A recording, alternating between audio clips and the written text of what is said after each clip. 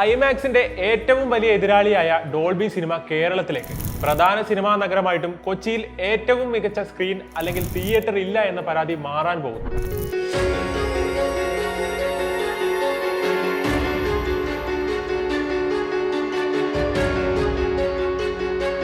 ഇന്ത്യയിലെ 6 ഇടങ്ങളിലേക്കാണ് ആദ്യമായി Dolby cinema എത്തുന്നത്.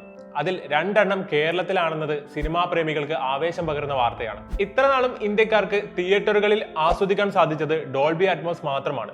ഡോൾബി ലബോറട്ടറി 2012 അവതരിപ്പിച്ച ഇന്നോവേറ്റീവായ സൗണ്ട് സറൗണ്ടിംഗ് സാങ്കേതിക വിദ്യയാണ് ഡോൾബി അറ്റ്മോസ്. ബ്രേവ് എന്ന അമേരിക്കൻ 3D ആനിമേഷൻ ഫാന്റസി ചിത്രത്തിലൂടെയാണ് ഡോൾബി അറ്റ്മോസ് ആദ്യമായി പ്രേക്ഷകർ ആസ്വദിച്ചത്.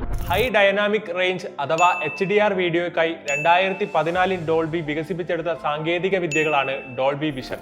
ഈ പ്രധാനപ്പെട്ട 2 സാങ്കേതിക വിദ്യകളും ഒത്തുചേരുന്ന തിയേറ്റർ അനുഭവമാണ് ഡോൾബി സിനിമ. ഇത് പ്രേക്ഷകർക്ക് പുത്തൻ ദൃശ്യ ശബ്ദ മികവ് സമ്മാനിക്കുന്ന പ്രീമിയം സിനിമ അനുഭവം നൽകുന്നു. 2015 ആദ്യത്തെ ഡോൾബി സിനിമ ആരംഭിക്കുന്നത്.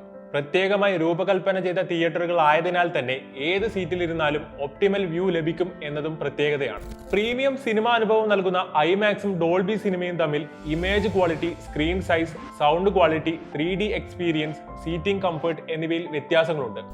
ഈ വ്യത്യാസങ്ങൾ തന്നെയാണ് കാഴ്ചക്കാരെ രണ്ടിലേക്കും ആകർഷിക്കുന്നത്. പൂനെ, ഹൈദരാബാദ്, ട്രിച്ചി, ബംഗളൂരു, കൊച്ചി, കണ്ണൂർ എന്നീ നഗരങ്ങളിലേക്കാണ് ഡോൾബി ആദ്യഘട്ടത്തിൽ കാൽവെപ്പ് നടത്തുന്നത്.